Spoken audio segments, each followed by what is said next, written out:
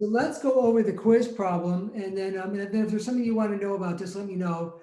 Okay, so I want to just quickly review. So we talked about stacks. So here, let me just talk about here. So I'm going to share the screen with you. And so let me just bring up this. Yeah. Okay, so we talked about stacks maybe a week and a half, 2 weeks ago. I can't remember.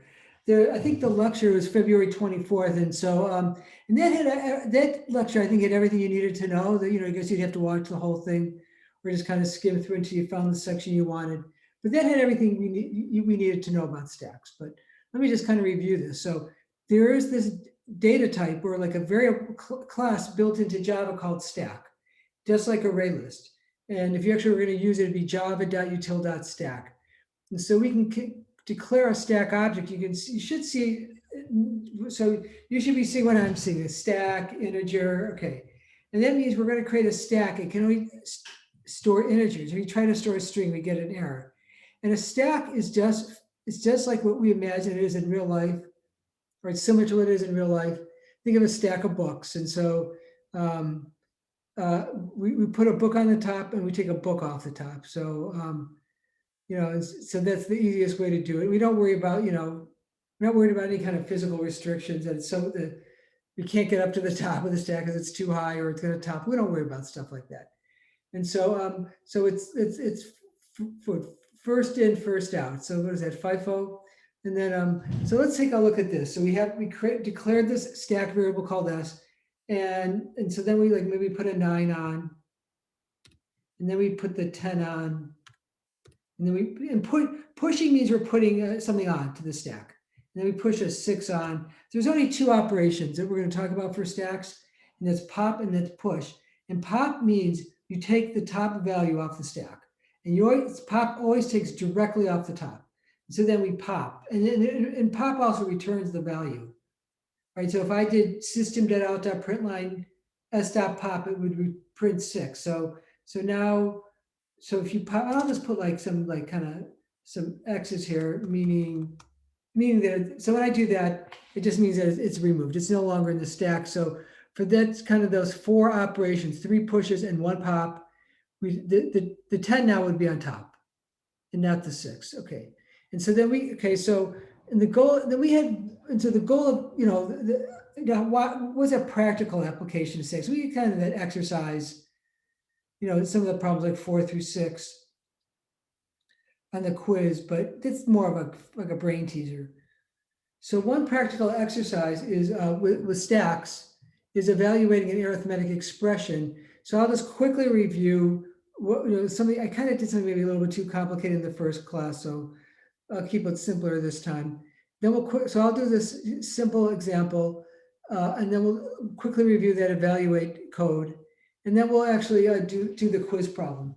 Okay, so so we want to use stacks to evaluate an arithmetic expression. So we write in what's called infix notation, and that's where the operators in their expected place. So let's just look at something simple. Like how about 3 plus 6 times 4? Okay, so now if I was in an algebra class, like if I was teaching algebra, and I'd say, okay, everybody, what do we do first? And everyone would go, we do the multiplication first. And I would actually replace in like Math 45, I would take that 6 times 4 and I would replace it with 24. Okay, but that's not how the computer, it's very misleading in terms of that's not how the computer does it. We have an advantage over the computer. We can, we just look at everything. We can see all the characters at one time. The computer is parsing that from left to right, parses it character by character, and so it sees, and it gets to that plus, and then let's say the computer's reading this, and it reads in the 3, and then it reads in the plus, and then it reads in the 6, and so the computer is saying to itself, wow, do I add or do I wait? Do I replace 3 plus 6 with 9? And the answer is no. We have to look to the character directly to the right of the 6. Oh, multiplication. Okay, now I know not to add 3 plus 6, but it has to save all these values. So because it's reading, it's not like humans where we, like in my algebra class, first we do the 6 plus 4, then we go to the 3 and add it on. Okay, so the computer has to somehow save these values that haven't been processed yet, and we save them in stacks. And so what this algorithm we talked about last time simulates something called postfix notation. And postfix notation, and this is helpful. I think it may make it easier to understand what's going on in that evaluate code. Okay, so the way we'll keep it real simple, and we put a set of parentheses in for every operation. That there's two operations. There's plus, there's addition and multiplication, right? So there's two operators, and so we have two sets of parentheses. Now notice the parentheses are irrelevant, right? Because we know that multiplication gets precedence over addition. So, this first expression that I wrote, it's not ambiguous. It's 27. We first multiply 6 times 4 and add 3.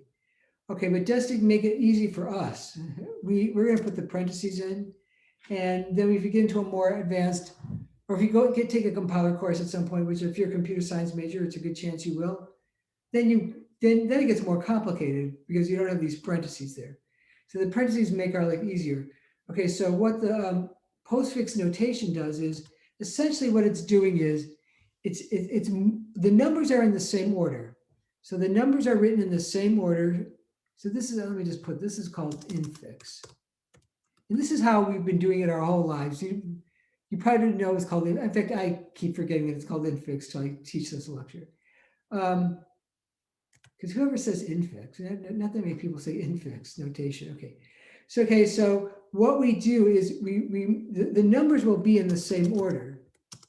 The numbers are written in the same order. They don't change order. What's going to change are the operators, and the operators are going to be written in the order in which they're evaluated. And we know for this problem, multiplication is going to be evaluated before addition. And so what the algorithm does, it just moves. It replaces all the right parentheses with this associated operator here. For some reason, I can't write on the word. I don't know what happened. I can't write on the Word file anymore.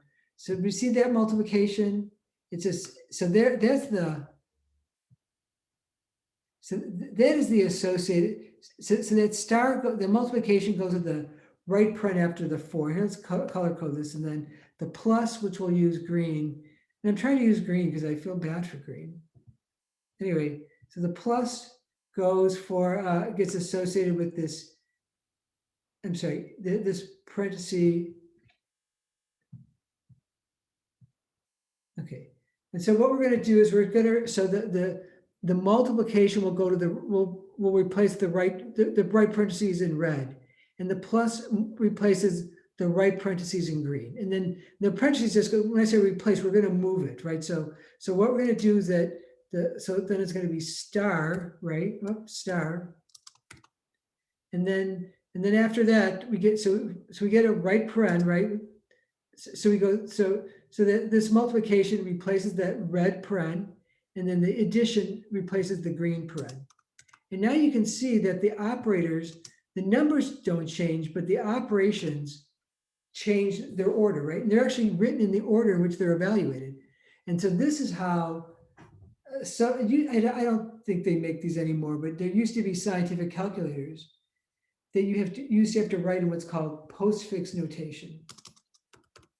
So we converted infix to postfix notation. And now the operators are in the correct order. And so what happens is now a computer or calculator could read this.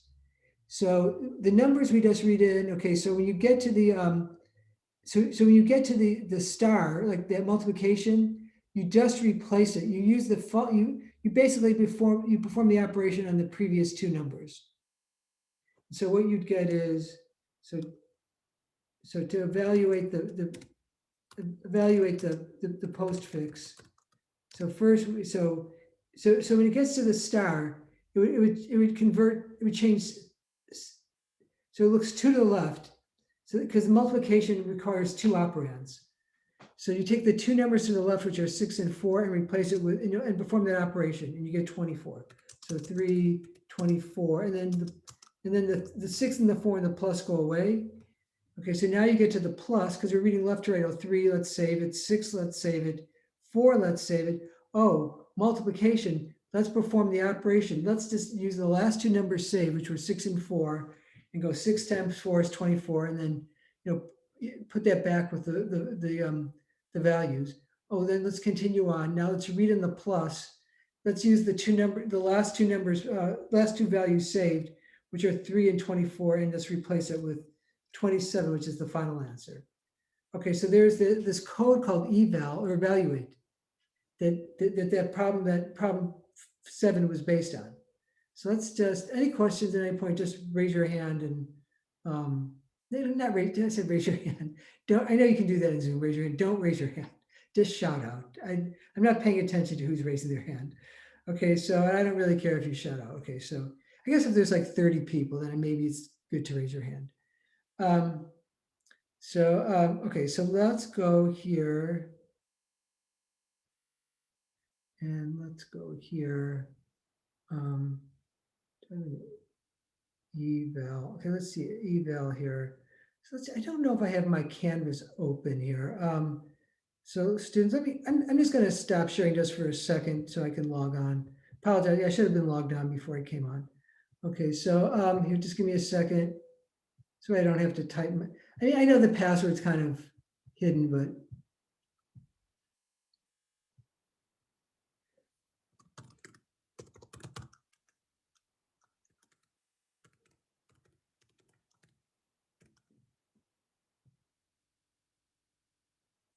Okay, so let me go on to, so I'm going to bring up that file, evaluate.pdf. Just give me a second.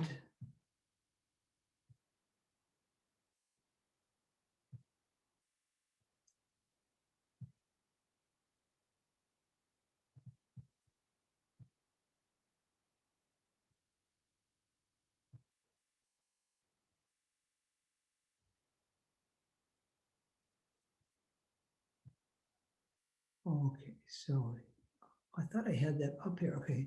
Oh, maybe this is a file. Yeah, here it is. Okay. So, and it's really fairly straightforward. So we have these expressions, they consist of numbers and operators and left and right parens. So remember, so the key to this problem is that every operator, there's a right and left paren for every operator, even if you don't need them. That makes it easy for us. So remember, there's that line. So what Sedgwick has there, so that string S, so what he does, he has these proprietary routines for reading in something from the keyboard to avoid all the exception handling.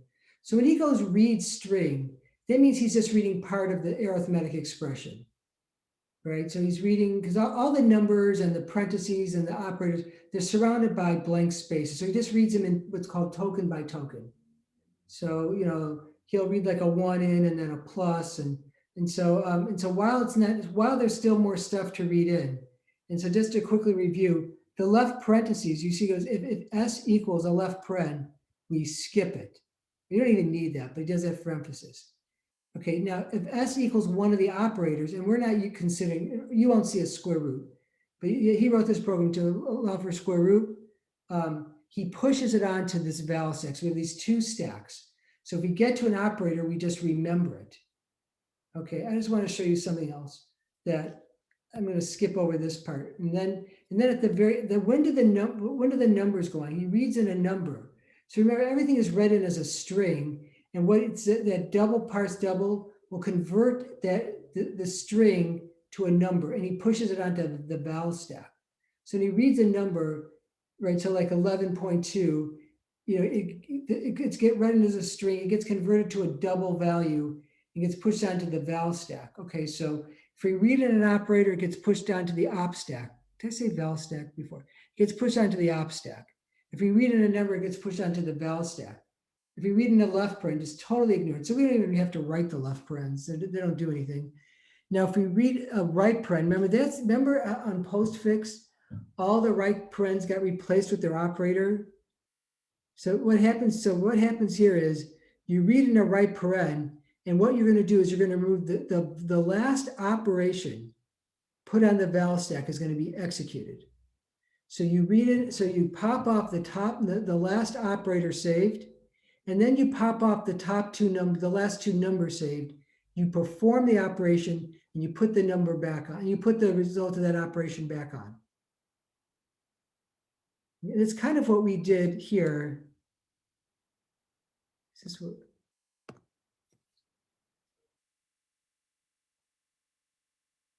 It's kind of what we did here. You did 6, 4. We got to that red paren. We would pop off the multiplication. We'd pop off the 6 and the 4, and we would replace it with you'd replace it with 24. So it's kind of what we did there. And so that's what's going on here. Okay, so in fact, we could just try that simple. We could just try this simple one with what I just did with this. Let's go back to here. Let's just try this. Professor? Yeah, go ahead.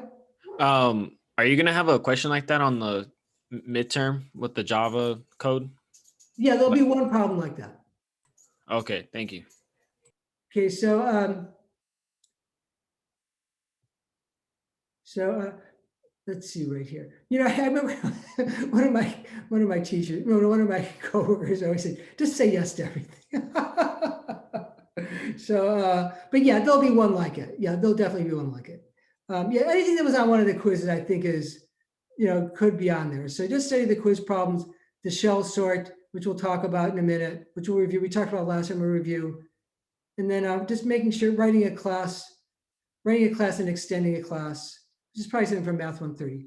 Okay, so, but let's just try this here, this simple one here. So, I'm gonna just go here and, so let's say we have, and then we'll look at the problem on the quiz. So what would happen here? So if we had something simple like this, 3 plus 6, hello, 3 plus 6 times 4. And then, and so let's just,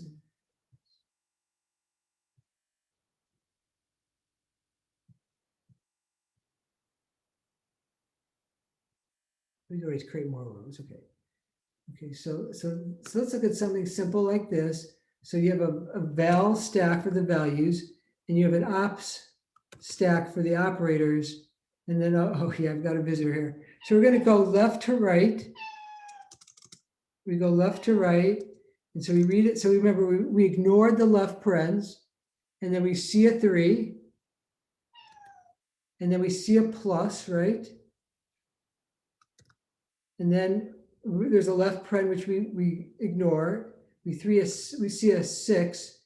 We see a star. That's okay. And the multiplication is going to be evaluated before the plus, right? And then what happens is that we get the right paren. We get that right paren that's associated with the multiplication. Okay. And so whenever so the program said you get a right paren, that's when you pop off the top ops. And you pop off the last two. You pop off the last op.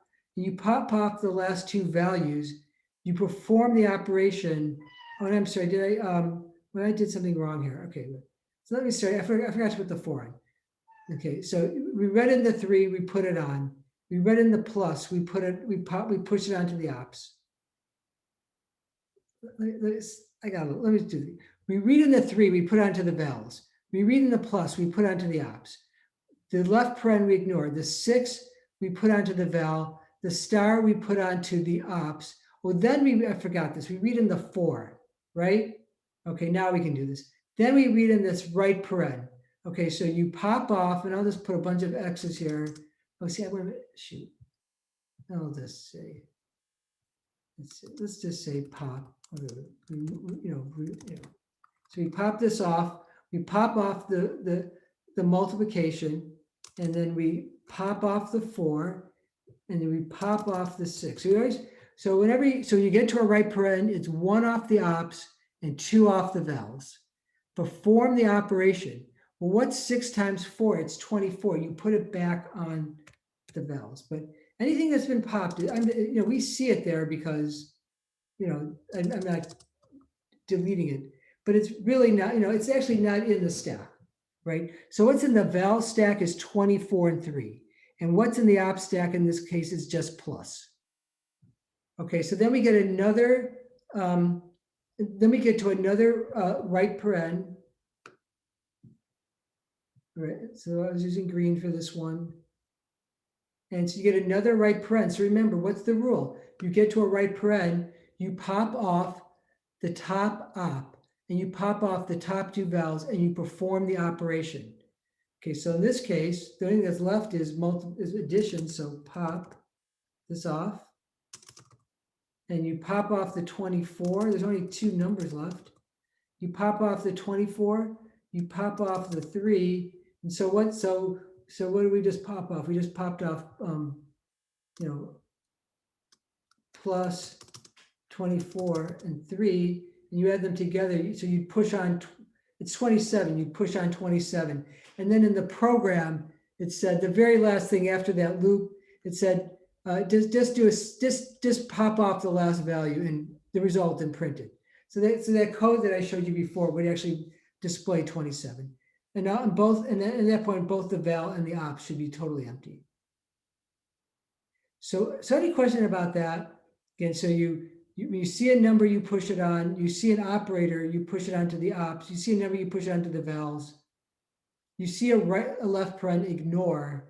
You see a right paren, take the top operator off the op stack.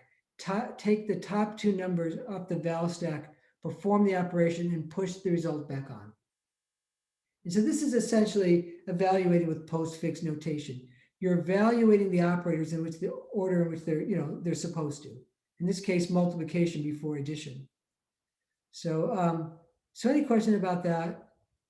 It's really not too bad. I remember the first time I looked at that code, I thought it was really hard, but more, that was like 9 years ago. I'm not sure. Now it's obviously. A question, Professor. So is the pop ultimately like removing and push is like adding? Yeah, push is, yes, just think of like a stack of books. Push is you're adding to the stack, pop you're removing from the stack. Okay. Yeah, so push increase. Oh, go ahead, Ernesto. So the 3 the table at the bottom, the 3xx. So we're popping off the plus, right? The addition, and then we move on to the 6, and then we're popping off the multiplication, and then we pop off the 4 again. That's no, you can only pop one time. You can only pop one time, right? So it's either on or, yeah, no, I kind of lost a little bit track of what you were doing. I can do this again really fast, okay? And then, so let me just erase this. We'll do it really fast. I want to show the example in from the quiz. Okay, so we know that we know that just from our, our arithmetic, or from our algebra courses, we know that we know we're going to do 6 times 4 first, and then we're going to add 3.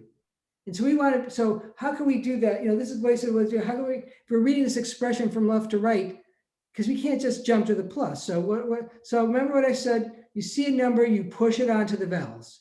You see an ops, push it onto the op, you see an operator push it onto the ops. You see a right paren, you take off the top op, and you take off the top 2 vowels, and then and then whatever the result of that operation is, you push it back onto the vowels. Okay, so we see a 3, right? And then we see a plus. Okay, so then we see a 6, right? And then we see a multiple, the star meaning multiplication. Oh, then we see the 4. Okay, what's after the 4? It's a right paren. So that's where instead of going, I'm just, so we, I don't know why. wish they wouldn't do this. So I'm just going to write pop. So when we pop it, that means it's no longer on the stack. So we pop off the multiplication symbol, right?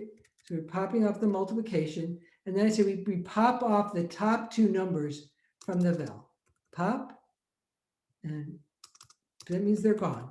Once 5 pop to it, it's no longer in there. So and it's 4 and it's 6, and so the 6 times 4 equals 24, right? So you push that result back on. We replace the 6 times 4 with 24, right? And that kind of makes sense. If we do the innermost parenthesis before we do the outermost parenthesis. So essentially right now we have 3 plus 24. So that's what we have. Okay, so we just had done those 3 we got to that red paren and we popped off the multiplication and we popped off the 6 and the 4. So then we get one more right paren, and what we're going to do is what's the only thing that's left on the ops is that pop. I mean, is that plus, right? If there's a pop, that means it's really not there anymore. So we pop the plus, and there's only 2 numbers left. We pop off the top 2 numbers in the val, which is 24 and 3. And now there's nothing in each of these. Okay, so the operator we just took off, the last operator we took off was plus, and the last 2 numbers we took off were 24 and 3. We add them together, 24 plus 3 equals 27, and you push that back on. Okay, and then so that's the result, and then the code would say just pop off what you the result and print it. So the code would actually print 27. I'm not sure if that helps, Ernesto. Yeah, it does. Thank you. Yeah, just remember, you get to a right paren, pop off the last operator, pop off the last 2 numbers, execute the operation, put that result back on. Yeah, so, okay. So why don't we look at the quiz problem? Now, what I said for the quiz is we are going to just arbitrarily stop at some point and say, what's the latest result of this? What are the contents of the stack? Right? And so what's the contents of the stack? Because I could say, well, what is this code actually? One problem is, what is this code? What's the result of this code? Well, it's 27. Well, I mean, anyone can do that. Hopefully, okay. But anyway, okay, so let's see here.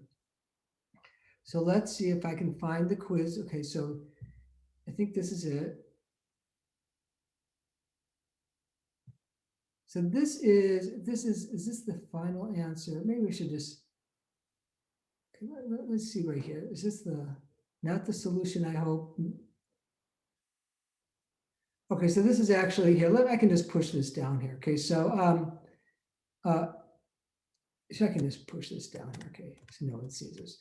Okay, so this was what we had. So this is what we had on the quiz. Okay, so what I said, let's arbitrarily stop, right? So we have this code, and when we put this 3, which I'm going to put in, what color should we use? So we put the 3 that's in, I don't know, this, the yellow is kind of hard to read, isn't it? Let's not use yellow. How about this kind of purplish color? Can we read that? Okay. So you put when we put the 3 onto the vowels, we're just going to stop. We're not going to continue. And that's purely arbitrary. There's nothing special about 3. And so my question is, what is the state of the 2 stacks? So, and I remember when I first came up with this problem, I thought, well, this might be kind of a little tricky. You really have to understand. There's actually a trick to it, which I'm going to show you. Okay, because every time you do a right paren, right, you're evaluating, right? So let's do it the long way and let's do it the short way. Okay, and I have the answer for the long way in the in there. And so let me just insert the table.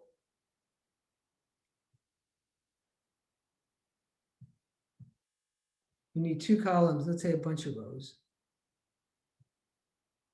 So here's, I don't know which one I put on the left, but val on the left, ops on the right.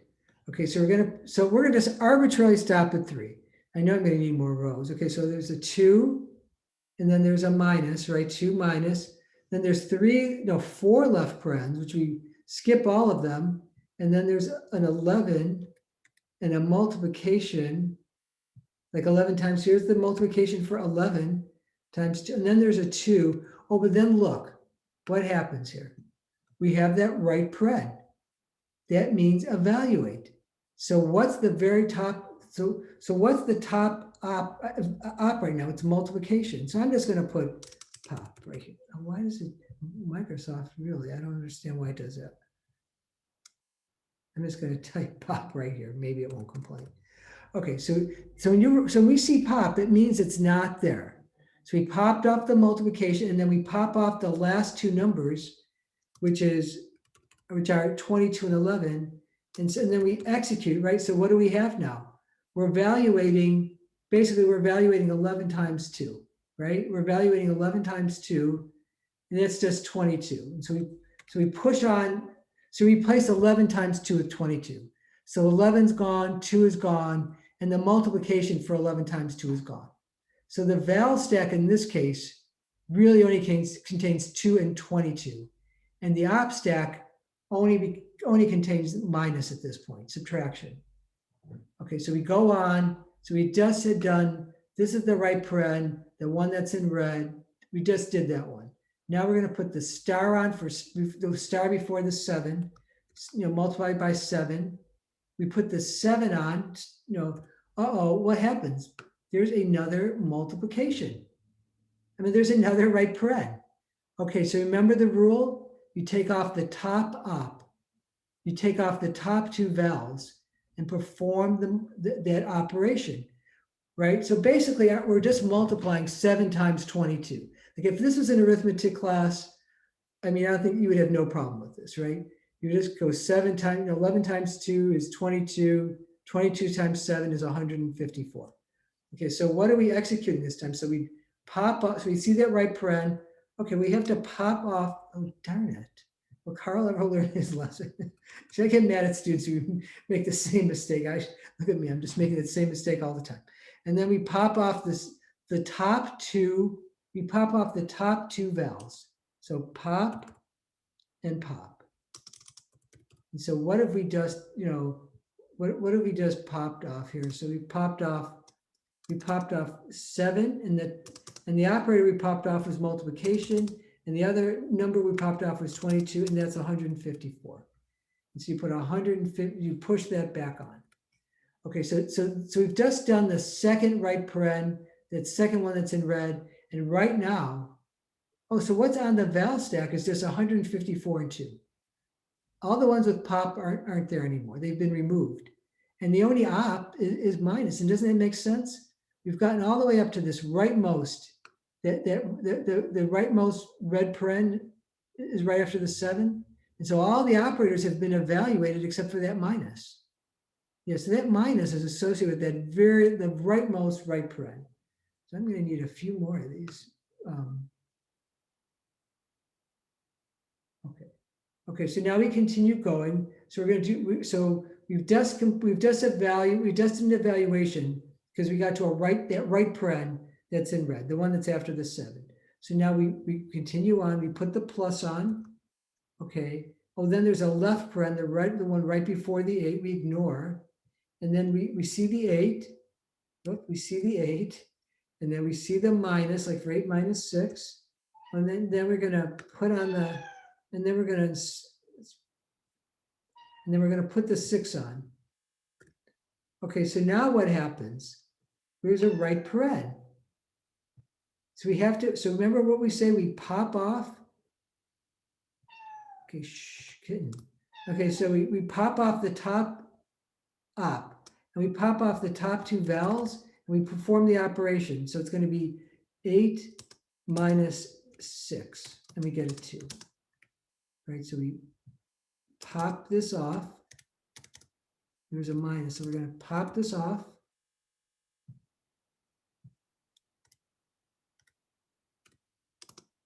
Okay, I'm not gonna fight with Microsoft. Okay, and then we pop off. So we popped off the minus, and we popped off the top vowel, pop off the top two numbers in the vowels, and it's 8 minus 6, and we get a 2, and you replace that 8 minus 6 with 2.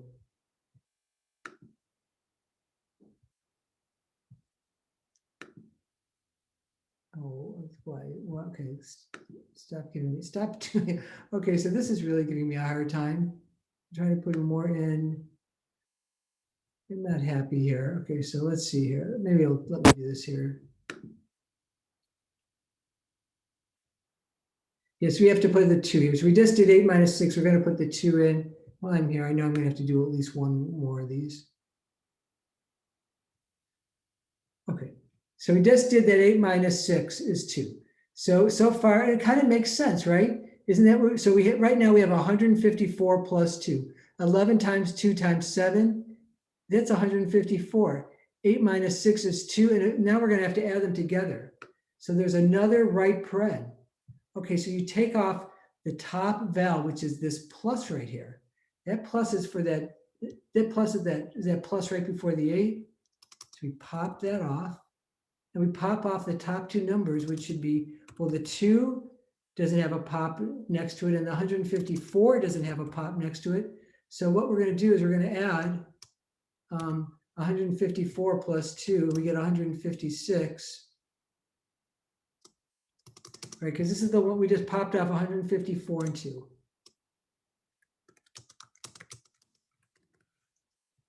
We push that back on. Okay, so then we get to this multiplication, that one right there. We push that onto the vowels. No, the opposite, and then we get the 3. And then we push on the 3. And then we stop. And again, that's purely arbitrary, right? Because that's what the problem said. Just stop when you get to the 3. And so let's look at the solution. But the contents of anything that doesn't have a pop, only the items that don't have pop next are in this stack. So the val is 156, 2, and then the opposite's just multiplication star. And I'm going to show you also kind of a faster way of doing this. I remember I did this, and then I remember I was showing this solution in class, like, oh, this really isn't, there's kind of a fast way of doing this. A lot of problems have tricks to it. So is this the solution? Wait, Professor, I have a question. Yeah, go ahead. What was the reason why you didn't continue on with the 3 times 6? I wanted the students to show maybe some understanding of the code. I thought if I stopped, if I just stopped at some intermediate step, it might demonstrate an understanding of that evaluate code. So like on the test, you would want us to go all the way through? Well, I know you have to read the instructions. So basically it's whatever I say. So like, okay. I'm going to do something like this where you stop. And then you just show me the contents of the stack at that point, because that's what the problem said. So here, let's go. Well, I actually don't have the problem here. Let's see. It's probably in here. Let me just show you quiz 5 here. See, what did the problem say? It said, yeah, this question refers to the algorithm contained in the document evaluate PDF. Write the contents of the op stack and the val stack after the method places 3 on the val stack. And your answer should clearly state the final contents of each stack. Okay, so I just chose that 3 arbitrarily. So it's whatever it is. So it's whatever it is that it says right there where to stop. So does that help or? Yes, sir. Thank you. Let's just close this. Okay, so let's look at let's close this. And then what happened to I thought I had the solution. Hold it. Okay, kitten. Okay, so let's see if I can move this out of the way. Okay, so here no, that's not the PDF. Okay, so yeah, this looks like the PDF. Okay, so look what happens is, so basically I went through all the. So this is the final answer, first of all. Here's your final answer. The opposite's minus, because we actually never execute the minus, right? So that minus is this. See, we never execute that because that goes with this paren back here. And then we never, and then this multiplication we never execute because it goes with that paren right there. So we never, so those are the only 2 operators that have never been executed. So that's why we have the minus and the multiplication, so this 2 isn't involved in we never need that. We never actually use that 2 in an operation, and then all of this. See, we evaluate 11 times 2, we get 22. Then we evaluate 22 times 7, we get 154, and then we evaluate 8 times 6, we get 2, and then we evaluate 154 plus 2, we get 156. So those are the 2. So that's 2, 156, 3. So I say there's actually a fast way of doing this where I could jump. I could really just jump. I mean, if you're good with arithmetic in your head, I could really, in fact, let's just do it right here. So So I don't have to keep scrolling up and down.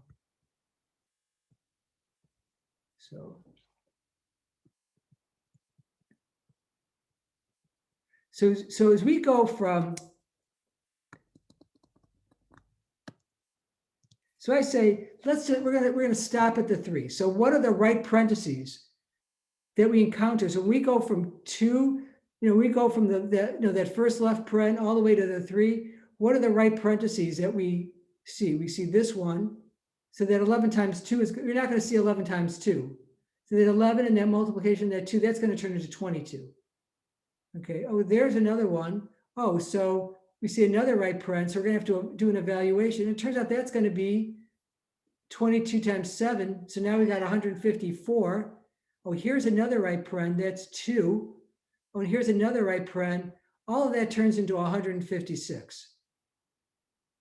Right? So all of this turns into 156. So the numbers that we see the 2, right? The 2 is never used for anything. This turns into 156. And then there's the 3. So what are the only operations? So this one's used, that one's used, this one's used, this one's used. So as we go from left to right, the minus never gets used, and this net multiplication never gets used. So you could actually go to, this one's a little bit long, but you could go to the final answer right away. You just look where all the right parens are and you just evaluate. Should we do one that's a little bit easier, or let's try another one? And then we'll review shell sort. Yeah. Okay. Let me just.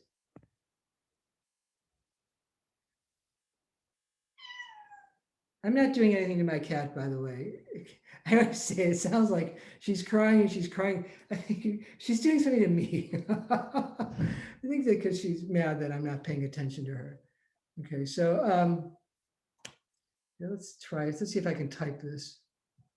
No.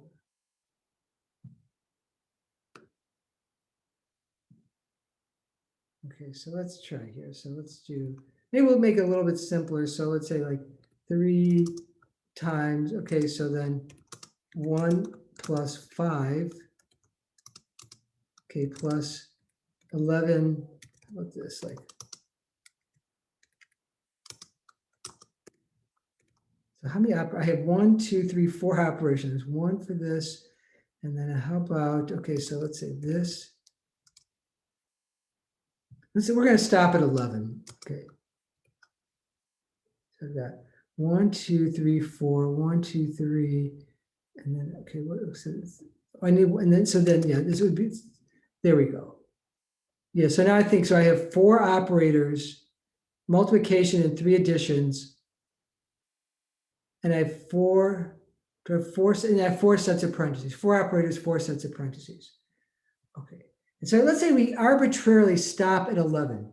So 11 is going to be at the very top of the vowels, and you'll never see the 8 because the 8 is to the right. So all this stuff, if I say we arbitrarily, if I say we're arbitrarily, sorry, if we're arbitrarily going to stop at 11, everything to the right of 11 is never part of the solution. Okay, so here's your val, and here is your op. And we know that we're going to arbitrarily stop at 11. Okay, so what are the right parens that we see as we go from, from all the way to the left to 11? It's just this one, and that's going to turn into 6, right? Isn't this just going to be 6? So instead of so we never really have to put that 1 plus 5 on. It's just 6. And everything else never gets used. So what numbers do we see as we go from left to right? So we've evaluated, so as we go from 3 to 11, we've actually we've done all the operations where there's a right paren. So there's only one right paren as you go from 3 to 11, and it's right here. So would it be, Oh, darn it. I wish it wouldn't do that, because now I hope I can get that back. I don't know why it does that here. Sorry, students.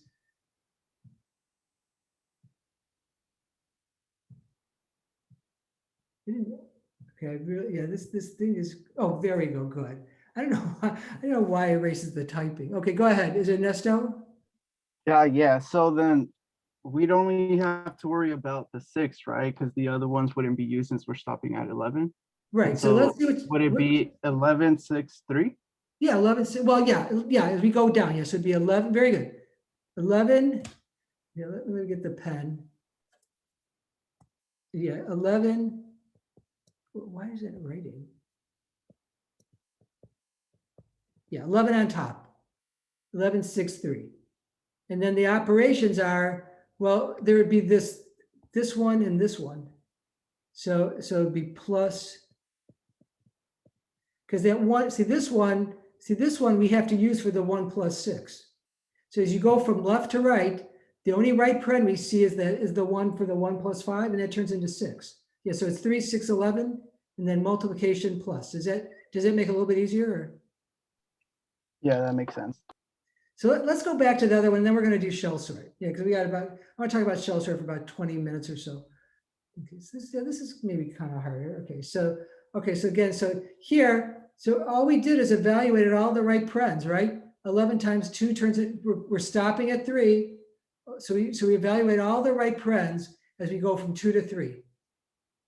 So it's 11 times 2, which is 22. Oh, this one, well, that's 22 times 7, that's 154. Oh, here's a right paren. That's 8 minus 6, that's 2. Uh-oh, here's another right paren. That whole thing turns into 156. So what numbers are there? 2, 156, and 3. And the only operations are minus and plus, minus and multiplication. So it's actually easy. If you can recognize that trick, it's a lot easier than I thought the students would have to do something more like all of this. And really, you can go almost directly to the answer. Just realize that every time you get to a right paren, you're just replacing. So before you start the problem, just replace all the expressions that have a right paren. It'll just make your life a lot easier, because that's what we did down here. We just replace all the expressions. There's only one expression, 1 plus 5. We turned that into a 6. So any question on that before we go to shell sort? Don't hesitate to ask a question.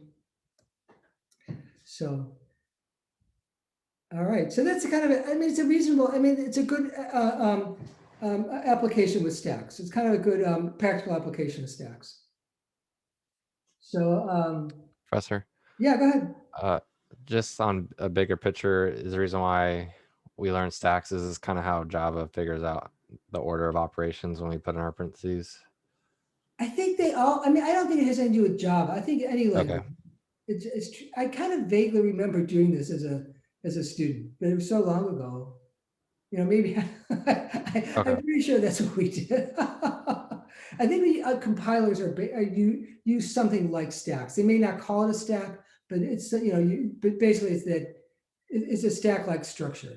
Java actually has the stack built in, and there's more coding has been more developed since when I was a student. So now we didn't have object-oriented programming then, but you have it now. So it's some kind of stack-like structure you use for these evaluations. So does that help? Or but you take in C Core, C++, or what's that? Or Python is the same thing. So should we do shell sort? I'm ready. Okay, so, Yeah, I'm ready. Okay, so it's okay. Okay, so let me close this. And shell sort, which is we talked about last time. So I think that we did a pretty good job last time. I guess I'm being kind of arrogant if I say that. I'm going to discard all of this. Okay, so let's but I just want to do, so all I'm doing is, this is just your review session. So I'm not introducing any new material. Everything I'm talked about tonight has been talked about in previous lectures. Okay, so this is what we talked about last Wednesday, and sorting.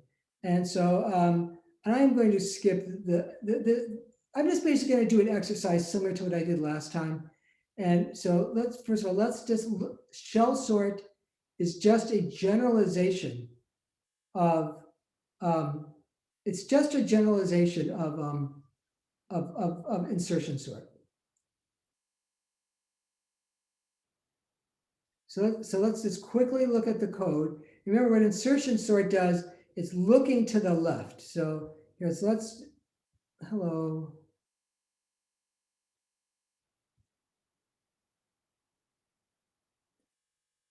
So here is insertion sort. See, remember that less method? Less is basically, all less is doing is hiding the use of compare to. And so so maybe Sedgwick does it to make the code a little more readable. So he has these, remember he has these two methods. One is called less, and it's just hiding the use of compare to. So less v comma w means it's true if v dot compared to w is negative, the method returns true. And that's how we say that, v dot compared to w, that's the rule we've all agreed to. If v dot compared to w is negative, v is less than w. And then he has this method that actually exchanges the contents of two array indices. So exchanging what's in position I and position j. And so this, is this the one selection?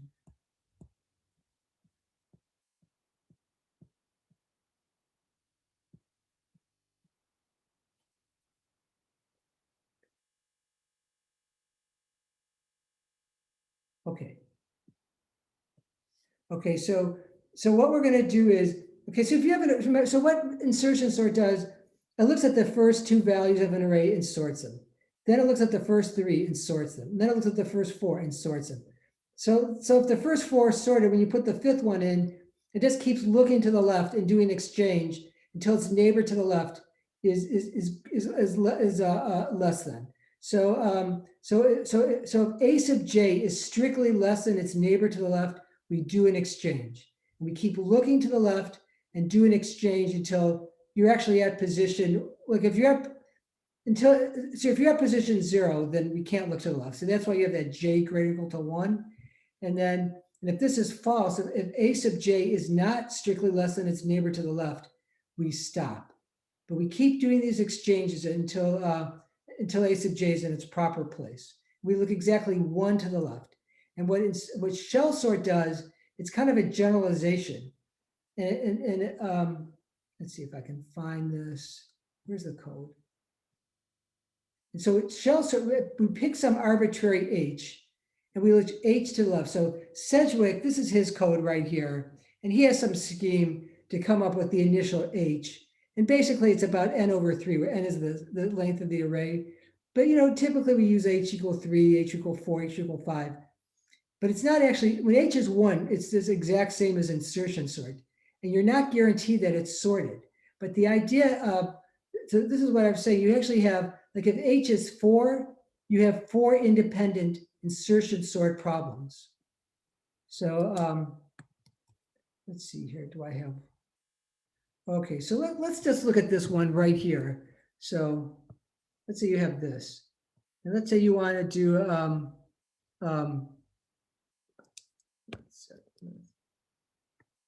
okay, so I wonder if this is too complicated here. Okay, so let's do something a little bit. Let's do something that's a little bit. I don't like what just happened. Okay, so I'm gonna close this. Yeah, it's not responding, so I'm just gonna close. Sometimes, yeah, this PDF annotator, it doesn't like me. I'm just gonna close this for right now. We'll still do this. Okay, we'll just open it again. Sometimes it takes a minute to close, so I'm gonna stop sharing. Just for, maybe I can just close the program. And PDF editor is not responding. Okay, well, that's great. Let's just, here, I'm going to just do a simple problem, kind of like similar to the one I did last time. So let me just open up, let me just quickly do this. And then we're going to do a different problem than the one I did last time. Let me just do an example like the one I did last time. So how about we do something like this? So how about I want to sort, let's say like California. So California. And so let's say we're going to, let me just make that a little bit bigger. And so I want to sort, so we know that all the, we want to sort in alphabetical order from, in a dictionary ordering. I can even make this bigger. Okay, and so let's say our h is 3. So let h be equal to 3. Okay, so what we're going to have, that means we're going to have 3 independent sorting problems. So let's just color code this. So let's make every third one red. So the C is red, and then the I is red, and then the R is red. Yeah, every third one is going to be red, and then the A is red, right? Yeah, the A is red. And so now starting from A, let's make let's make them blue. Is this blue? Yeah, something like blue. So then the 3 after this would be the F, right? And then 3 after that is at the end. Okay, and then I guess we can just leave the L's, and it's color coded, right? So let me just separate it just to put space. Maybe it makes it even easier to read. And so basically we have 3 independent sorting problems. We're going to sort the reds, we're going to sort the blues, and we're going to sort the characters in the black font. Okay, and it may not be sorted at the end, but it's going to be sorted. So okay, so we're going to sort the reds.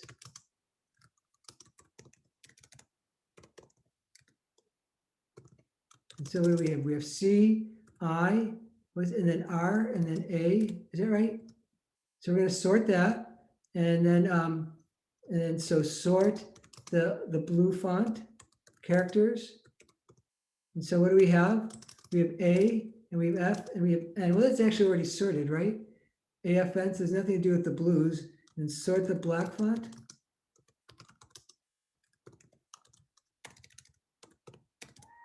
And then, so what do we get there? We have L, and then we have O, and then 1, 2, yeah, then we have I. Okay, so that's, yeah, oh, so,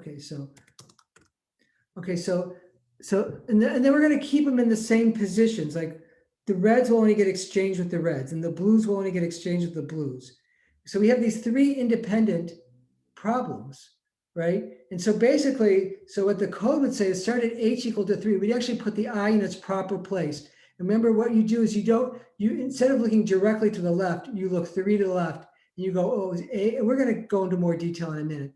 I'll show you the type of problem you're going to see. Is I less than C? And the answer is no, so you don't do anything. Oh, so now, and you interchange. First you do, then you do the F. You put the F in its proper place. Well, F compared to A, F is greater than A, so there'd be nothing. You look 3 to the left.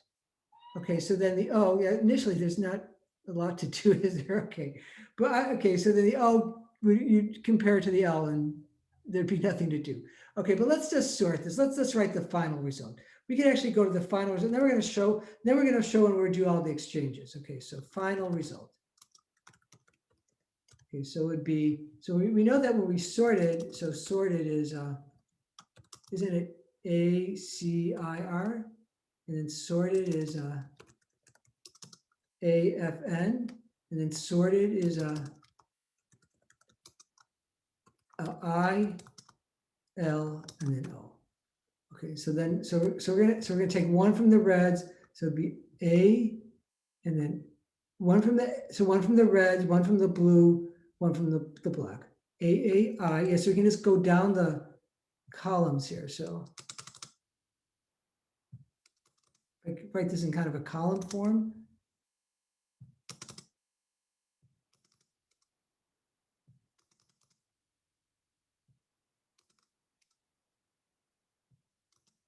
And the reds have 1 extra 1. So we just go down the columns. AAI, and then it's CFL, and then CFL, and then INO, and then R. And I think every third one should be sorted, right? So every third one. So yeah, A, if we did it, and if it's not, then you know there's a mistake. And I know I've caught myself making mistakes in these type of problems, because like if H is 3, that means that every third one should be sorted. And if it's not, if I go from 0 to 3 to 6 to 9, it should be in ascending order. Yeah, so it's A, C, I, and then R. Okay. Yeah, so then A, F, and then N, and then I, 1, 2, 3, L, and then 1, 2, 3, O. Okay, so is this, and by luck, no, it's actually not sorted. It's not, I thought, oh God, this is almost sorted, or by luck sorted. See, it's not actually sorted, but by making H equal to 3, maybe you make these big exchanges. And so the small values are all the way to the right. are put, get closer to the left, and the big values on the left get closer to the right. And so now to make sure it's actually sorted, you have to do this with H equal to 1. And H equal to 1 is just insertion sort. But the idea is at this point, maybe there's fewer exchanges. And there are really, a lot of these characters are like the 2 A's are in the right place. So, okay, so let's actually look at the type of problem you might see on the test. So is there any questions on this so far? So again, the important thing to know is that shell sort is really just a collection of an independent insertion sort problems. Yeah, go ahead, Ernesto. Are we sorting one string here, or is it like each individual string? Does that make sense? So like C Yeah, and yeah, then no. A and L. Okay, so there's one string, it's California, that we're sorting, but what I'm doing is we're gonna sort every third one. See, I arbitrarily chose H equal to 3, and I said, let's break it up into 3 independent insertion sort problems. But the thing is, I can only exchange red, like a red with a red and a blue with a blue. I think when we do this next problem, it'll answer your question. Okay. Okay, let me know if it doesn't, okay? Okay, so but I think this, I'll show you the type of problem we're gonna see on the quiz. Okay, so what I do, so this is the only thing that hasn't been done. This is the only kind of problem that you haven't seen on a quiz. And maybe, I'm not sure if we've written a class that extended, but that's Math 130, and you just did that on your homework. It's something, so I basically, class that extends, and writing a simple class with an equals and a 2 string, and extending a class. I mean, I think that's almost something, we probably should have had some practice before coming to Math 140. Okay, so let's just try this problem, right? Is it this the one that I did earlier? Let me take a look. Let's see. This is the one I did earlier.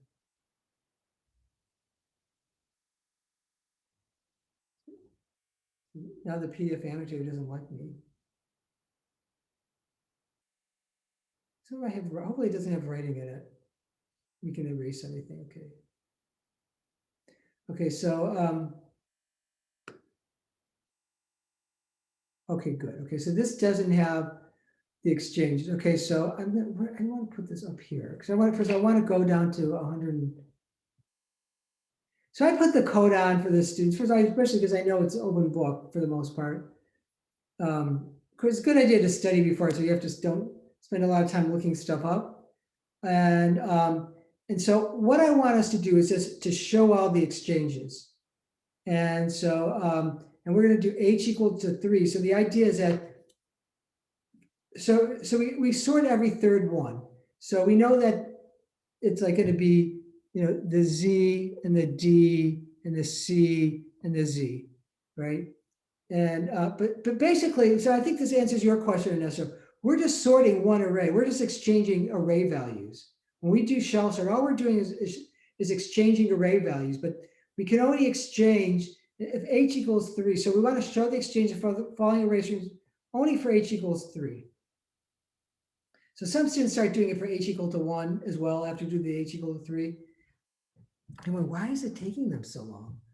So anyway, okay, so we start with, so the code says, okay, let's start at J equal to H, I equal to H. So we start at 3, and we're going to look 3 values to the left.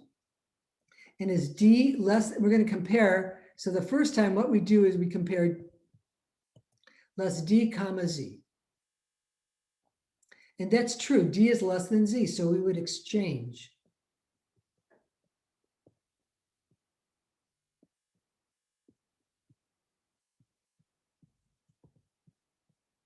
And my printing isn't the best here. And I do have a typed version of this. And so I'll just circle the ones that we exchange. So we exchange the D and the Z.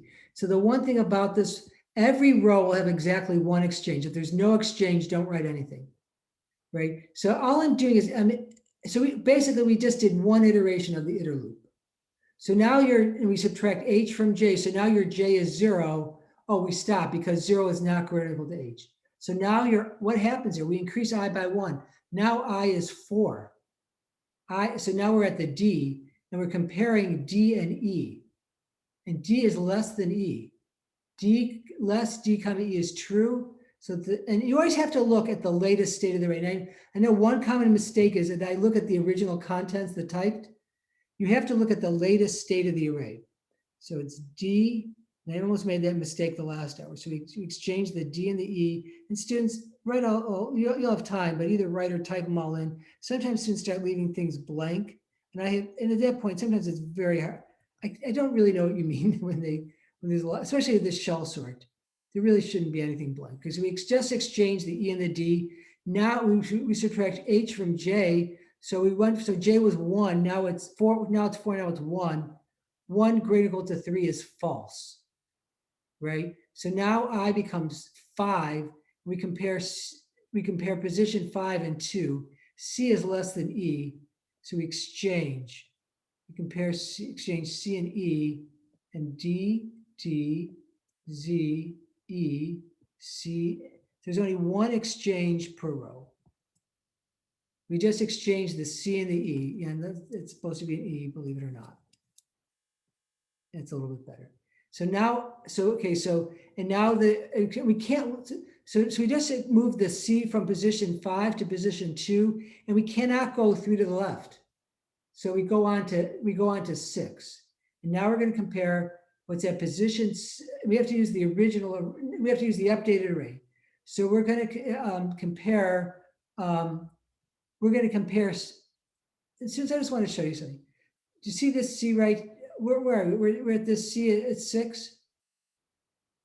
If you look look at 3 to the left, there's a D and a Z. There's two values to the left of C that are greater than C. You know there's got to be 2 jumps to put that C in its proper place. Okay, so we're going to compare. So we go 3 to the left. So we compare what's in position 6 and position 3. C is less than Z, so we make an exchange. Let's circle. Everything else stays the same. And then B, and then A, and then Z, and then A, and then C. But we keep checking, we keep going 3 to the left until we go off the end of the array or until there's nothing to exchange. Now we compare 3 and 0. And so now we're going to compare C comma D. So now your J is 3 and your J minus H is 0. So we're comparing C and D. And so so that turns out to be true. C is less than D. So you put the D, C, E, E, Z, B, A. So we actually had to do, so to put that, so we just put the C that was in its, so the C that was originally at position 6 is now position 0. And that makes sense. You had to do 2 jumps. Okay, because 0, 3, and 6 contain Z, D, and C. So Mister, I have a question. Yeah, go ahead. For the quiz, or this is just another way of doing the shell sort, right? So like we could do it the way that you did it on the Word doc that you were doing before this one. But this is the problem. So the problem says to show all the exchanges. So this is actually a problem I gave on a quiz, right, and an exam. So show the exchanges for the final. No, this is actually what I want you to do. You can check your work at the end. It should be sorted every 3 values. And if it's not, you know you made a mistake. But I want to show, no, we're going to show all the exchanges. Does that help, or does that answer your question? Or? Yeah, thank you. Yeah, I know. So, and I kind of think it kind of demonstrates an understanding of this. So I won't know if I'll make it up to 11 because then it gets kind of long. Maybe, 8 characters or something like that. So this one's a little bit long, but maybe I would do 8 characters, and typically there's 1 or 2 characters that has a couple of jumps. Okay, so I also put the B at position 7. So first of all, let's look at, so there's a D at position 4. And so there's going to be 2 jumps because the D is less, so the B, 7 has a B, right? And 4 has a D and E has a B. So, there's going to be 2 jumps to put that B at position 7 in its proper place. So first we exchange, so B and D. So there's a D here and there's an E here, right? And am I doing? Oh no, I'm sorry. This is how you make mistakes. So we're comparing B and position. So once you do that, it's hard to recover. So B and D just exchanged. and everything else stays the same. Here we go, we start writing things in the wrong column because humans weren't necessarily meant to do all this, to be honest. Okay, so then we just moved the B from 7 to 4. Now we compare what's in position 4 and position 1, and then we.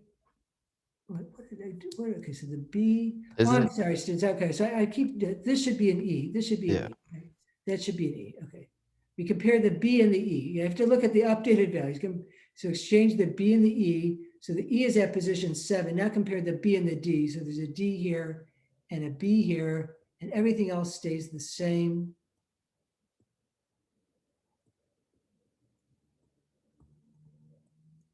And I think there's so which one did I just do? 7? Is actually, and then we'll just do one more, students, because I'm running out of rows anyway. So you're not going to go. I'm not going to do a pass. I wonder why I didn't do more rows than this. Right? I can't. Now I don't remember. I'll have to look at my. We'll look at the solution in a minute. Which one did we just do? The B. Okay. So now let's just put the A in its proper place. Yeah. So and so the A would be, you'd have to exchange the A and the D and the A and the, so let's just do one more and then we'll look at the solution. And so I don't know if I meant the students to write more. Yeah, somehow I wonder if I just didn't give you enough rows here. I wonder why. Okay, so now we're at position 8. Okay, so you see that there's an A gets compared to 5, A and C, and then there's a, so A gets compared to the 5, so there'd be an E here, and an A here, Z, E, C, B, C, D, D, and then Z, A, C. And then there'd actually be one more row here. And I'll just write it down here and then we'll stop, okay? Because I don't know why I did that. Okay, so then C, B, A, D, D, C, and then E, Z, A, C. Let's see what I wrote as the final solution. So we just put that 8. So we still would have to do these 3. But this is kind of a long problem with 11 characters. So I'm not sure if I did this as an exercise. I don't think I did this as an exercise. I think I did this as an in-class. I don't think I did it as a quiz problem. I think I did it as an in-class exercise. So let me just save this right now. Let me see what I put for the solution. Why aren't there enough rows there? Okay, so maybe when I printed it out, I ran out of, I can print that out again to make sure there's enough rows, but yeah, you see that's a lot, it's a lot there. So 13 exchanges. So I think there's another one that's a little bit shorter, but I would put one that's shorter, not one that's long like this. I think I have one where there's 7 or 8 characters in there. So let's take a look here. So let's see, is this the one like, oh here, let's see what I have for this quiz problem right here. Hopefully it's not so bad. Okay, so that might have been an in-class exercise. Let's look at this quiz problem.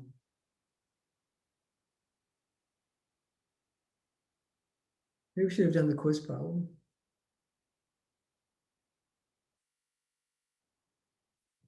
Yes, so I did have all this here. A lot of, but H equal to 5 though. So there wouldn't be, okay, so let's look at the solution. So there, in that case, this is H equal to 5. So so that's a bigger jump. So let's just look at the solution and see how many exchanges I had there.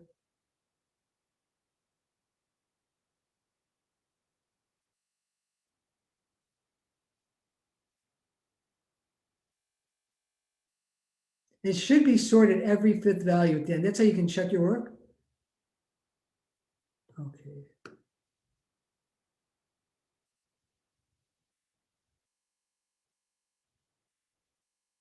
Yeah, see, there weren't that many exchanges. So how many?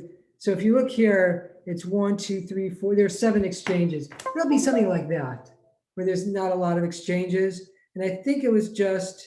So I'm not sure how many had. I think maybe it was just the last one. There's one that actually had 2 jumps to it. But the one thing is that it should be sorted every 5th value. So B, 0, D, 10, that's sorted. So we won't do them all, but like D, and then 6, and then 11. See, that's sorted. And if that's not true, C, and then 7. See, there's only 2 values, and then 3, and then 8, and then 4, and then 9. Yeah, see, it's sorted every 5th value at the end. And if it's not, we know there's an error in there. So, so let's see, which is the one that required? It's hard for me to tell with the jump every 5, but there's probably going to be one character that's going to require like 2 jumps to do here. So, and you can kind of tell here. So like let's see here, like this C this B right here. So maybe that was it. Yeah. So we exchange. Yeah, this B right here. So when it came time to do the B, we exchanged the B and the Z, and then we look 5 to the left, and then we exchange the B and the D. Right, and then so in the very last one, we exchanged the D and the G, but then we compared 6 and 1, they're equal, so we stop. So that's pretty much all I have to say. So again, about shell sort. So that's the only thing that we haven't had a quiz on. And so this is just review from last Wednesday. So are there any questions right now? I'm going to fix that other worksheet so there's enough. I'm not sure why I didn't put enough rows in. But yeah, so number of exchanges you'll have to do for shell sort would probably be like 7 or 8. So any questions right now? I have a question. Yeah, go ahead. I was wondering if you just go over one of the combinations, stack and push pop. Like you have a 0 number and order and onto a stack, and you're supposed to. Oh, you mean the ones like problems 4, 5, and 6 from the quiz, or is that what you're Yes. thinking about? Yeah. Okay, yeah, sure. Okay, so yeah, absolutely. So is it okay to close this document before? So no one's going to be devastated?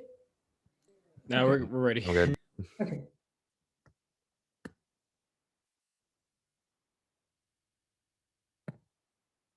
Okay, so let me just go to the quiz.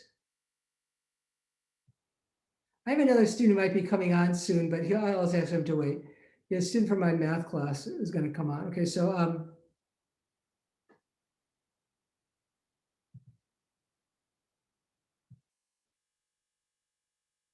was it quiz 6 or quiz 5? Quiz 5. Quiz 5.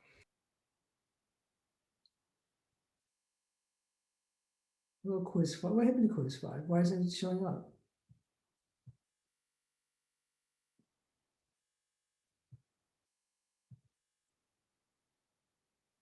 Okay, so so why don't we do these problems really? Let's do one that could work. It was number 4 that didn't work. Okay, so let's do this. So now I'm typing, so I don't have to worry. But hopefully, sometimes Word gets messed up too. So remember, we're pushing numbers in consecutive order. So if I wanted to, I could write, and we're going to push on 10 numbers, and then there's going to be 10 pop operations. And the numbers have to be pushed on. So if you wanted to, the one thing we could do, and I don't know why I didn't realize until I've done this problem so many times. You could write all the pushes in just consecutive order. And then our goal is, where do we put the pop operations?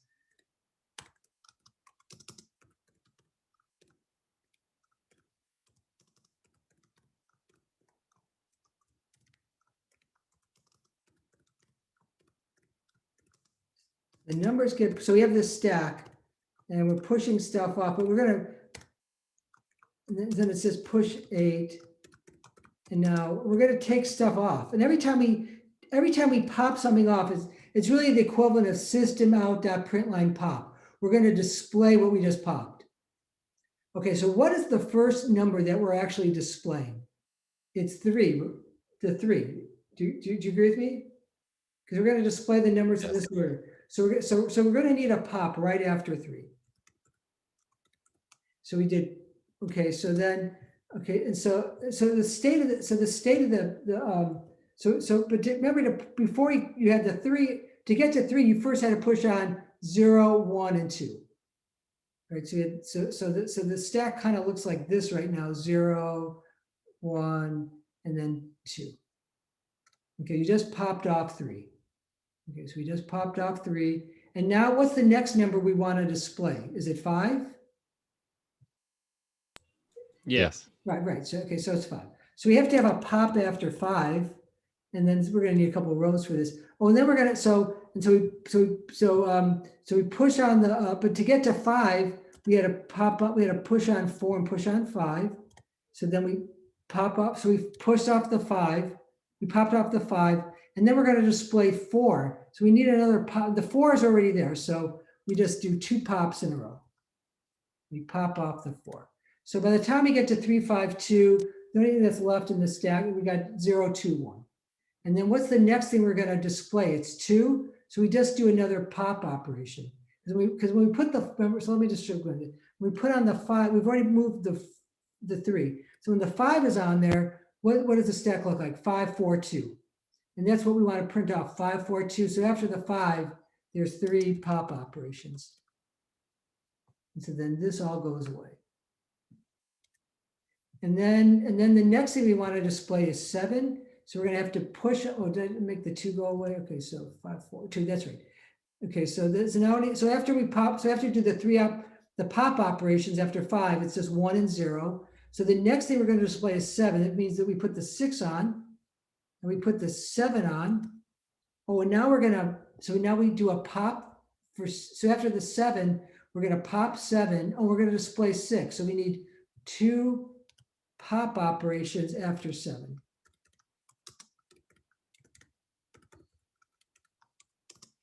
Okay, that gets rid of the 6 and the 7. And now we still have 1, 0 on the stack. And then, oh, and then we're gonna display 8, right? After 6. So we push on the 8. So we just push on the 8. And then after the 8, we pop, right? Right? And then we're gonna, and after the 8, we display 1, right? So we pop the 8. Oh, we're gonna display 1. So we do 2 pops after 8.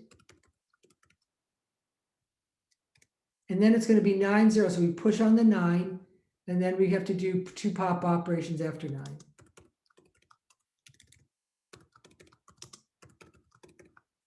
Okay, but the one thing that we know is, yeah, so the first thing that you're going to display is 3. So right after 3, there has to be a pop operation. At least one. Does that, who, that was Philip asking? Yes, that helps me. Does this help a little bit? Yes, thank you. Okay, so just be careful. It's possible, it may not be, you can't do it. So what happens is, okay, you're going to push on, you're going to pop off the 3. So to get to 3, to pop off the 3, you have to push on 0, and then you, hello, and then push on 1, and push on 2, and then you push on 3. Oh, and then you do a pop operation, right? So then you would do a pop operation, okay, and then you would push on 5. But then you're going to display 5, right? So you do a pop operation. I'm just going to put an X. So this really isn't there. Okay, so then you want to display 5 next, right? But you have to push on 4 before you get to 5, because they're pushed on in consecutive order. And now what do you display? You want to display 5 too. Okay, but you can't do that. There's 4 below 5. You can't directly display 5 and then 2. So this one's impossible. Okay. Because see how the 2 is below 4. Yep. So by the time that you put the 4 is in the way, so this would be, this is the only one that's impossible. And typically I have like one that's impossible. Does Okay, that that help? Or, Yep, that helps me. Thank you. okay. Anybody else have a question, or? Is it okay to stop sharing, or? So I'm going to stop the recording.